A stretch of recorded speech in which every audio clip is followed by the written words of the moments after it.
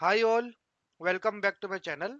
आज के इस वीडियो में हम हमारे चैप्टर नंबर 2 जो कि हमारा बैंकिंग है उसका हम क्वेश्चन नंबर 9 और क्वेश्चन नंबर 10 सॉल्व करने वाले हैं।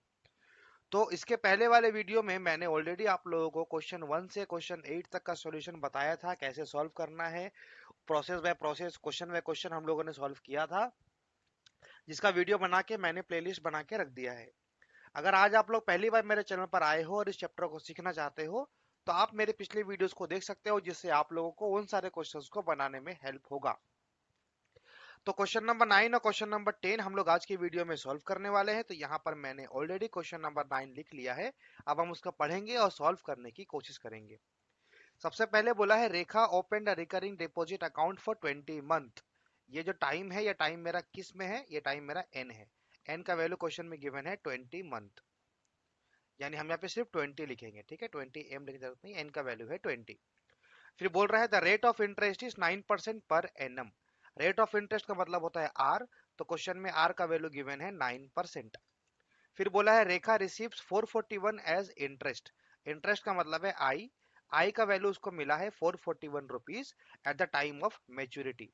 मेच्योरिटी का टाइम पे उसको इंटरेस्ट मिला है 441 रुपीज। तो हम लोग को बोला है find the amount Rekha deposited each month, यानी हम लोग को पी का वैल्यू फाइंड आउट करना है कि रेखा ने हर महीने कितना रुपया जमा कराया था।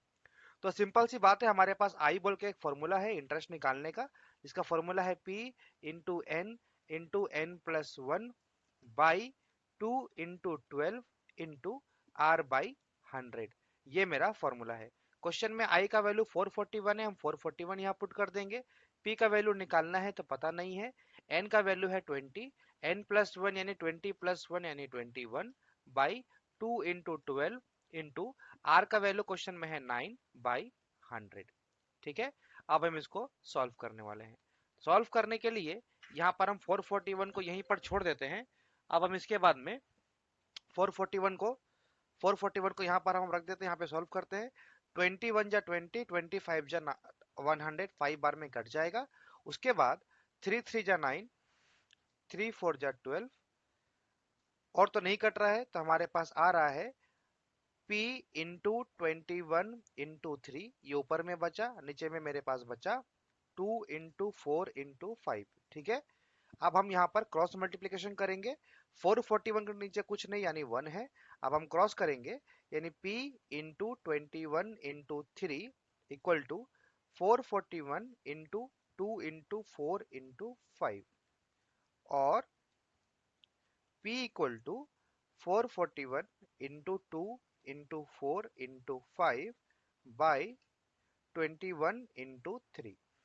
सबसे पहले हम 21 से 441 को 21 बार में ही काटेंगे, क्योंकि 21 का स्क्वायर होता है 441, और 3 से 21 को काटेंगे 7 बार में। तो मेरे पास वैल्यू आएगा P equal to 2 into 7 into 4 into 5।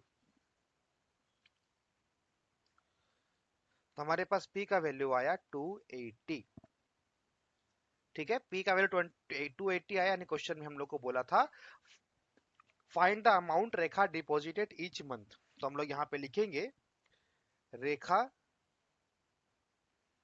Deposited, यानी रेखा ने हर महीने कितना कितना रुपए जमा कराया था। रेखा डिपॉजिटेड 280 रुपीज एवरी मंथ, यानी उसने हर महीने 280 रुपए करके जमा कराए थे 20 मंथ के लिए, एज पर द क्वेश्चन। ठीक है, तो ये था हमारा क्वेश्चन नंबर 9, जहां पर हम लोग को यहाँ पर पी निकालना था फ्रॉम द क्वेश्चन। अब हम यहाँ पे क्वेश्चन नंबर 10 को सॉल्व करने वाले हैं। तो क्वेश्चन नंबर 10 ऑलरेडी मेरे यहाँ पर मैंने लिख दिया है। अब हम उसको पढ़ेंगे और सॉल्व करेंगे। बोल रहा है Mohan has a recurring deposit account in a bank for 2 year. यानी सिंपल सी बात है, एन का जो वैल्यू है वो क्वेश्चन में गिवन है 2 ईयर। 2 ईयर का मतलब होता है 2 इंटू 12 यानी 24, क्योंकि हम लोग हर क्वेश्चन बनाने के लिए जो हमारा टाइम होता है उसको हम लोग मंथ में कन्वर्ट करते हैं। कितना कितना परसेंट रेट पे? 6%। इसका मतलब है आर का वैल्यू मेरे पास है 6%। फिर बोला है simple interest if he gets 1200 as interest, यानी आई का वैल्यू मेरे पास गिवन है कितना? 1200 क्वेश्चन में गिवन है। तो हम लोग को बोला है फाइंड द मंथली इंस्टॉलमेंट। इसका मतलब मुझे यहाँ से क्या किसका वैल्यू निकालना है? मुझे यहाँ से p का वैल्यू फाइंड आउट करना है क्वेश्चन में से। यानी सिंपल सी बात है, मेरे पास एक फॉर्मूला है I equal to P into n plus one by 2 into 12 into r by 100। ठीक है, 2 इंटू 12 मैं एक बार इसको मिटा के लिखता हूँ, 2 इंटू 12 इंटू आर बाई 100, ये मेरा फॉर्मूला है।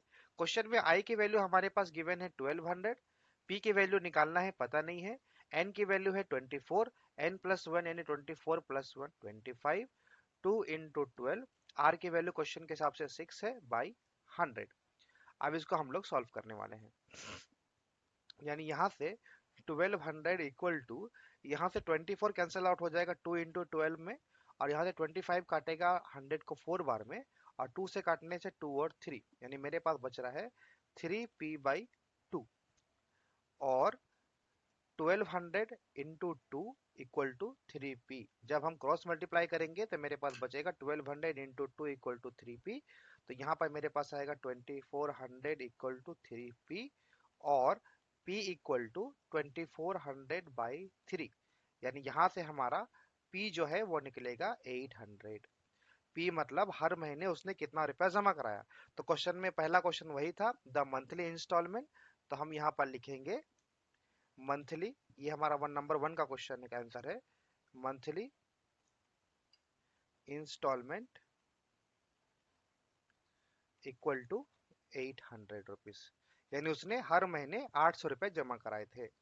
अब हमारा सेकंड नंबर क्वेश्चन क्या है, द अमाउंट ऑफ मेच्योरिटी, यानी यहाँ से हमको एमवी का वैल्यू निकालना है, सेकंड वाला क्वेश्चन का आंसर। यानी हमारे पास फॉर्मूला है maturity value equal to P into N plus I. हम लोगों ने क्वेश्चन में p का वैल्यू निकाला 800, और हमारे इक्वेशन में क्वेश्चन में n का जो वैल्यू है वो है मेरा 24, और प्लस i का जो वैल्यू है वो है मेरा 1200। तो यहाँ से जब आप मेच्योरिटी वैल्यू निकालोगे तो आपको आएगा 8 4 जा 32 3, 8 दूनी 16 3 19, 19,200 प्लस 1200, तो आपके पास में आएगा 20,400। ये आपका आएगा मेच्योरिटी वैल्यू।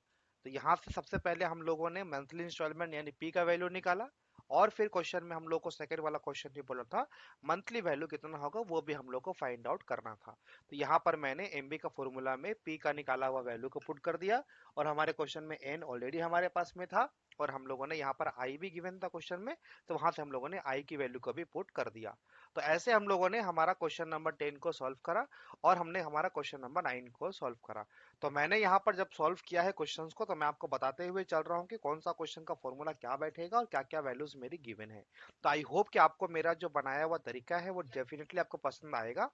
तो अगर आपको पसंद आए तो आप मेरे वीडियो को लाइक करें, मेरे चैनल को सब्सक्राइब करें, और जितना हो सके मेरे वीडियो को शेयर करें, ताकि हर एक स्टूडेंट को मेरे चैनल से हेल्प मिले। So thank you so much for watching my video. मिलते हैं अपने अगले वीडियो में।